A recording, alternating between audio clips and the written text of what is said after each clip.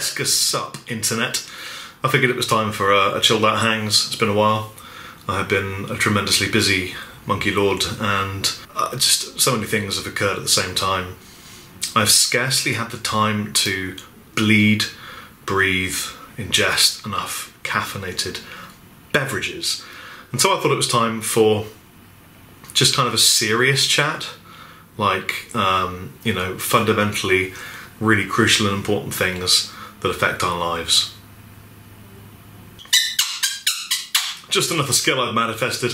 I've got a lot of guitars to string, as you can imagine with the recent news. So I figured I would just string a bunch of guitars and answer a lot of Q&A. I posted on my Facebook page something like, hey guys, I'm going to do a Q&A video, ask me some questions. And 10 minutes later I had 385 questions. It's a lot of questions, but I will do my absolute utmost to get through them all for you.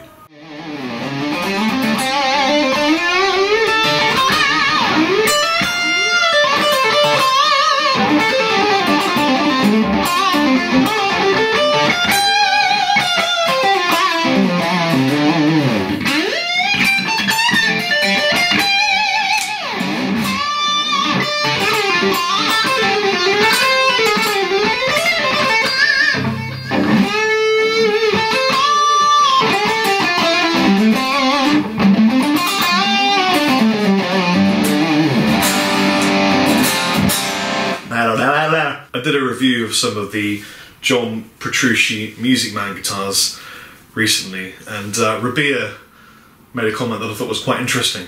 And he said, I've come to realise that whenever I play a famous person's guitar, the strings are always a much lighter gauge than I thought they were going to be.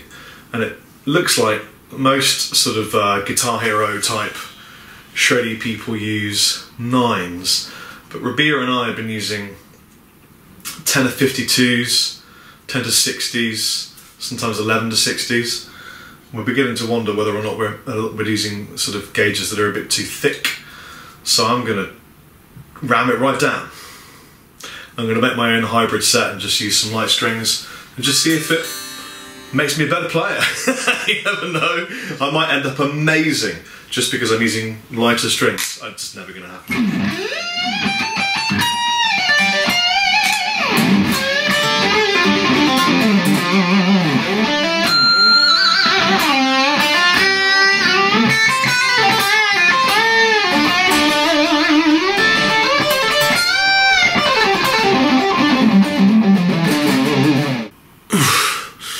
If your dream was to watch a middle-aged, tattooed and grey-bearded man sat on the floor answering your questions, then this is your dream come true.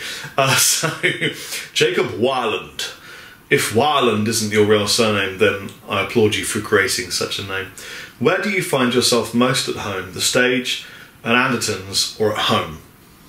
I find myself the most at home. I love home. I'm a creature of home comforts. I love my wife and my boy and my family, and so I just, yeah, love being at home. Love me some stage. Feel very confident on stage. I feel a lot more confident on stage than I do off a stage, which probably is just a mental trick. But yeah, thank you, Jacob. Thomas Harding. How do you approach lyric writing? I really struggle and sometimes come up with one pretty good line, but then can't go any further. Also, might there be a semi-acoustic Chapman at some point down the line? I'm sure there'll be a semi-acoustic Chapman down the line at some point, Mr. Thomas Harding. How do I approach lyric writing? Now, this is a bit of a weird one, but I don't approach it at all. I just let it come to me. I've made videos before about where my lyrics come from. They come from a dreamlike state. I like to be as not consciously in my own head as possible, tired or whatever. And what I often do is just jam the tune, or I'm in a room with the guys jamming the tune, and I just write what my brain tells me, it just comes out of me. And then often I look at the lyrics and go, ha, look at that. That refers to a time when this happened to me, or this, you know, it's a subconscious cleansing of my mind. It's a catharsis of whatever's gone on or going on. So that's pretty much how that works. I don't sit down and try to write lyrics. It never works for me. Kieran Caton was saying, I was thinking about this the other day and would love to hear what you think. As someone who plays an instrument for a living, is that what people mainly class as a musician? And even though someone who plays an instrument for a hobby, are they still classed as a musician? Basically, would you think that people only class them as musicians only after they have made it, for example, being signed to a label? Kieran Caton, I think you worry too much about what people think about you. I think you're a musician if you play music. I think that's probably the Wikipedia search result for musician. Somebody who plays music, and whether people think you're good or not is their issue. Just play music and enjoy the playing of the music. That's what I would do. By the way, I've moved. This is my home shoot a little video room. It's very small. Look at this. It's tiny. It's just a box with white walls and it functions perfectly well. And today I've got the dumble going on. And there's a V and there's a chair. I asked Rory to find me the perfect chair for shooting video blogs in, and he came up with that, and I think he did a fantastic job. But then everything Rory does turns to gold because he's a fantastic person. So let's get to work.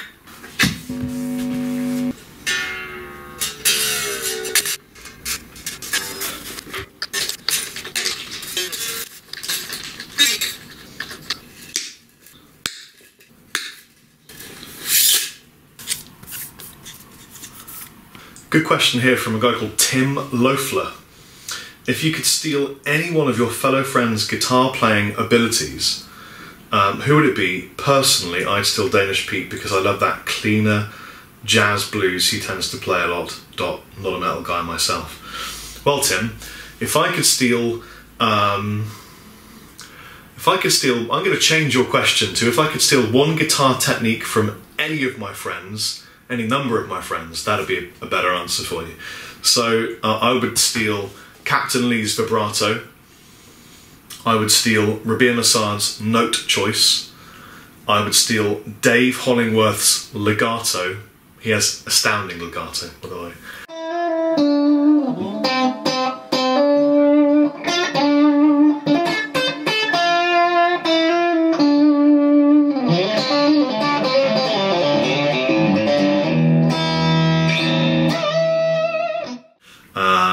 I would take Nick Johnston's chord arrangements. I would take Gus G's fluid right hand picking. I would take Guthrie Govan's no holds barred, I'm getting that note attitude. Do you know what I mean? Like, he's down here and he goes, I'm having that note, and you'll have that note. And probably Rick Graham's absolutely monstrous, ridiculous overall technique. That'll do. Thank you very much. This is just the standard traditional. So much guitar for the moment. Yeah, I know. That's cool, you got branded tuners. Yeah, actually all the hardware's branded. You can't see all the branding.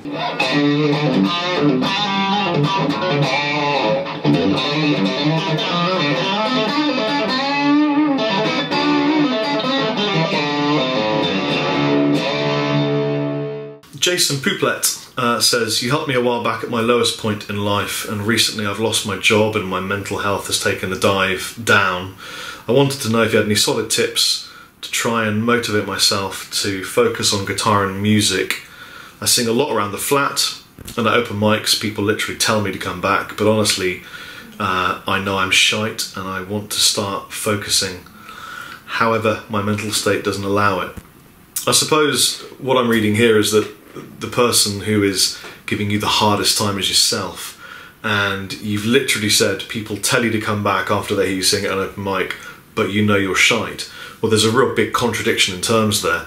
I would list the facts and look at the facts. Fact one, people like you playing or you're singing, therefore you're going to be good. If they don't like you playing and singing, they're not going to think you're good. And good is relative as well. If you've lost your job, I would focus most of your attention in getting another job. If you don't feel happy, generally, I would suggest it's not to do with the guitar playing, it's probably something deeper in your life, and maybe you need to seek help in relation to that. Guitar playing will always be there for you. I hope that helps in some way, man.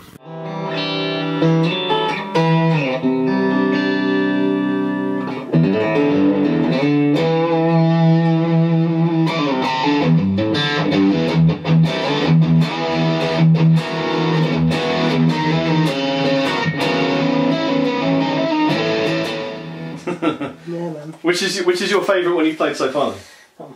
This one here? Yeah. Yeah, I'm not going to let anybody see which one you just pointed to. So you can just choose. Yeah, no, I wonder if they can guess. Maybe they will. This one, I think this is my favourite looking one. I do like the look of that one, but this just looks really nice. Yeah, it does look stupidly tasty, doesn't it? I think that one would look wicked. Relict. Relict and messed up and stuff. You got to relic it with your hands. That's the thing. McCann Jeff. I love these names. I would love Chapman dealers to do something like a payment plan, but not finance. Like literally, you make a few payments over weeks, months, whatever, and when the full payment is received, then the shop can ship the instrument. I mean, McCann Jeff. That is a payment plan, and retailers do that. I'm very sure Andertons do it. I'm very sure Riff City Guitar do it. You're looking for a 0% interest payment plan. Blister Shacks. As you've grown as a vocalist, have you noticed yourself listening to things you would not have otherwise listened to? Good question. Number 2, when will you be touring, doing clinics across the UK, specifically Derby, Nottingham? UK might be at the end of this year, but I don't know, because we're in the States a lot this year. As a vocalist, I've noticed myself listening to other singers a lot, and not just rock, metal, blues, but also things like the Pentatonics. I really like female vocalists. Big fan of Motown, old school R&B stuff. Patti LaBelle. I just love real singers that didn't have auto-tune and had to sing their asses off for a long time, because you hear it in the soul. And so yeah, and obviously Chris Cornell. Could we just take a moment to appreciate how beautiful guitar kits are? Like, I love these toolkits. This is the Fender one, and you get the the adjustable screwdrivery thing and all the drugs in the world and stuff, and I just a seatbelt or something, and see-through door winding device. This is the new one I got from Ernie. Little pouches of lemon-soaked paper napkins for your hands after you finish the flight, and safety wrapped ruler, every single turny twist device, and a little bag of something there. It's great. I just find them very pleasurable. Okay, huge question here from Craig Cunningham. What moment, could be a gig, a conversation, a personal moment, has inspired you the most musically, and what came out of it? That's such a great question, Craig. Unfortunately, a lot of these answers would be quite emotional, because my musical inspiration really comes from a dark place, dark times, difficult things I've been through that I digest mentally and spit out on a guitar or in a lyric. So these things that inspire me are very, very dark times. The death of my best friend, the death of my other best friend, death. A lot of dying. I laugh because what else can you do? You're all going to go through this. Divorce, debt, painful experiences. You either, if you guys are alive right now, you have survived 100% of your difficult, dark experiences, but then coming to terms with them is a different situation. And I come to terms by writing music. That's the sort of emotional, horrible truth. But then there are some times when I've had conversations with people, for example, Mike Keneally, Paul Gilbert, Guthrie Govan, Gus G, Joe Satriani, Marty Friedman. I met all these people and had conversations with them, and sort of immediately jumped into the musical side of things, or the technique side of things. And what I find is sort of the same in all of them, is this wonderful, naive-like, child-like quality of just enjoying playing the guitar and loving music and friends and family. And that's kind of what I'm all about, fam. So I suppose it's just, you grow up physically, but you don't grow up mentally. and you just love guitars and love music and love the sharing of friendship and brotherhood on stage, the fraternity of dudes or dudesses. I love it when I'm on stage with the guys, even if I'm not playing guitar, if I'm just singing, and everyone is perfect in that moment. Everyone is playing exactly what they need. The spirit is there. The audience is like, fuck. It's just, there's not a lot really that beats that feeling.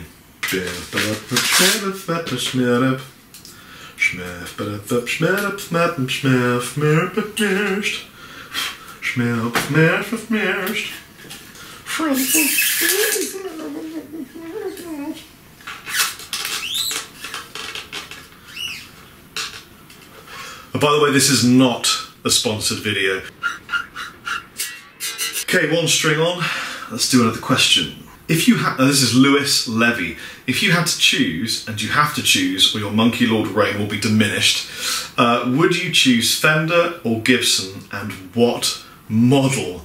My brain just told me I would choose a Gibson Flying V, and it would be whichever one had a satin finished neck.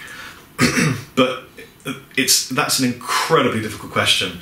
Probably I'm saying that because I'm the most familiar with playing a V.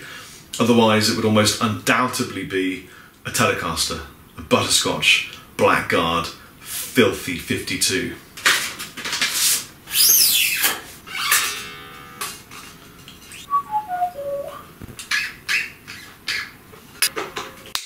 Second string is on.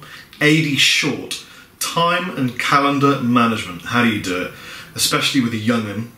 What are the compromises and sacrifices you've had to make? Well, it's an absolute nightmare. I find I don't have any time.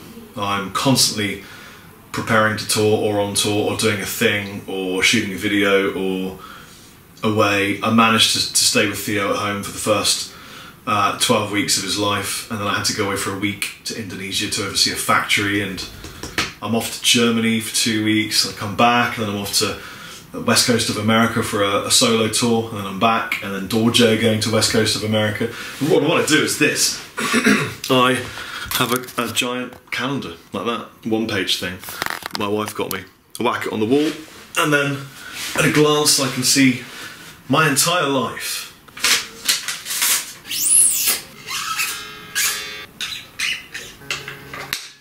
Third string on, time for the third question. This could be quite an interesting format going forward, just a question per string. What was your original plan since you were 18, 19, finishing school? Did you always want to go down the musical route, or did you have other plans from Max to Sousa? No, I was originally a martial arts instructor. Taught martial arts for a few years, Xing Yichuan, Bagua, northern internal Chinese martial arts. I was going to be an acupuncturist and a martial arts instructor, like my dad is an acupuncturist. But then I got a guitar, and that was it. Life was changed forever, and I went straight to what was called the Guitar Institute and studied the guitar in London, the first guitar school in London, really. And then I just fell in love with the guitar and just pursued it without any kind of... I didn't have an aim, I just wanted to play guitar. That was all it was, and I was obsessed with it. And I had a really positive outlook, and just all sorts of things kind of manifested themselves in my universe and worked out, which was really good. But I never had an aim other than just I want to be in a band and I want to play.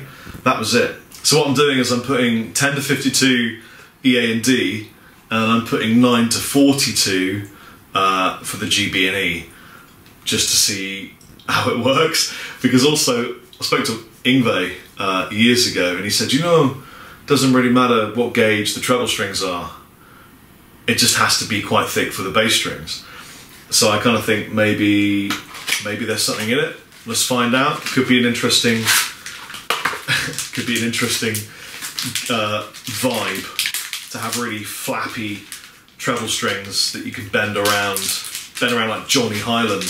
There's another guy that I'd like to learn anything I possibly can from, and have some slightly thicker ones on the low end. But then everyone tells you to use thicker strings, so I did, but I don't know if it's better. I just don't know. fourth string in situ. So I don't know if I'm going to pronounce this name right because I think it's Polish. I might be completely wrong. It's Blaz Podschnik, I think. Which is your favourite guitar company and guitar model of all time? Which is, in your opinion, the best guitar you have ever owned? Another huge question. The most consistently brilliant feeling guitar I have ever owned is my Blue Ghost Fret.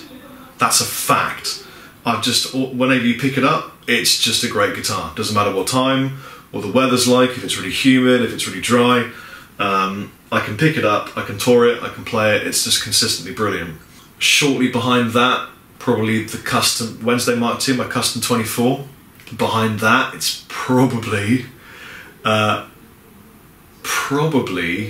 one of the old original ML1s I've got, which I had the top shaved off and had a few things done to it, and I love that guitar more than a lot of my other possessions. It's weird, you know. It's sometimes what makes a guitar great isn't what you'd expect. Fifth string on. Daniel Montenegro, can you walk us through the Chapman process, how you decide on changes to prototypes, how Rabea and Captain decide these small things? We phone each other up, we have meetings, we Skype, we meet together in flesh, and we just literally, well, with the new range, it was literally a huge list of things people had asked us for, changes, recommendations, that kind of thing, and we just went through the whole list and went, is this viable as a business? Is this going to make a great instrument from our experience as musicians? You know, Rabea and I, is this something that's practical? From Lee's experience as a retailer, is this something that's marketable? And we approach it that way. What's kind of cool though is that we all have very similar opinions on things. Although Lee is way more of a traditionalist, and then Rabea and I are way more into sort of slightly more modern approaches. We work really well together and we meet in the middle all the time. It's just great. It's just a bunch of mates around making guitars. Andrew Irick, how has being a dad changed your perspective on the things you do? Vastly. I have a much greater sense of purpose, and I hear a voice in the back of my head saying, how will your son view this when he is 18? And so I'm doing, I put a lot more effort into things to make them really good, so that my son will be proud of me. Okay, last string. So last question from Kevin Suchi. What are the good and bad habits of 2001 Chappers versus 2017 Chappers? Bad habits 2001. I used to eat a lot of wheat and a lot of dairy and a lot of meat, and neither of those three things are particularly good for a human being given a lot of time.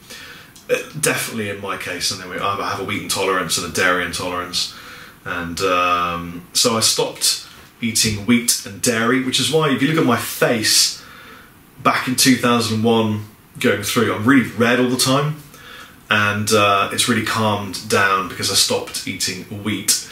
That was good. I really focused on being the best I can at the things I'm passionate about. So in 2001 I couldn't sing. I didn't really want to be a singer, but I knew that I needed to be a singer because the people I employed or worked with to be singers with me just had drug problems or they were egos, and I didn't want to deal with that. So I thought, well, I'll do it. I threw everything I had at it, and I'm really glad that the guys in the band are happy with the results, and that when I go play the shows and I'm singing at the fam in the audience, they're all loving it and singing along. For me, that's such an incredible feeling and something I never thought I'd ever be doing. So probably the biggest change is being able to sing, being able to put the guitar down and just be a front man. That's such a rush. Feeling healthier, and obviously marrying my wonderful wife Natasha and having an incredible little boy. I'll leave it at that. Time to test this new hybrid paradigm configuration of 10 to 52 changed to 9 to 52. This could be the worst thing I've ever done. Let's see what the Kemper says. Of course it might help if I actually plug myself in.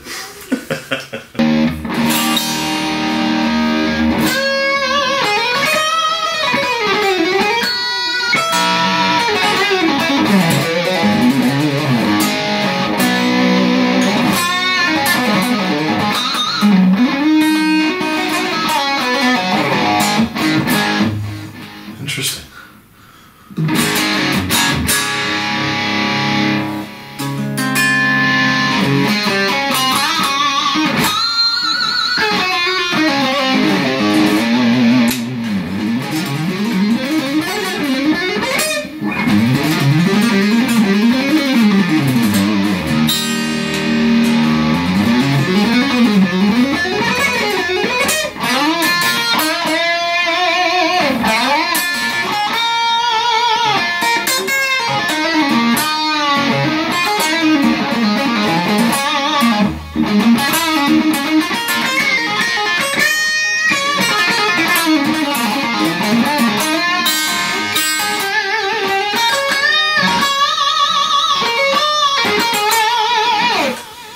Well, actually feels really, really good. It's interesting because you get this low, thick...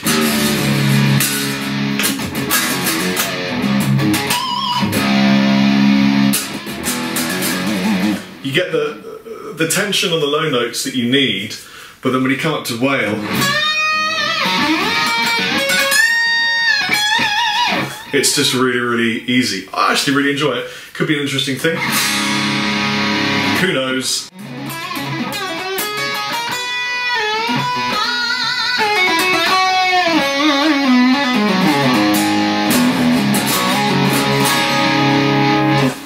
Anyway, maybe I'm just batty mad, but it feels great. Take it easy. Chappers out.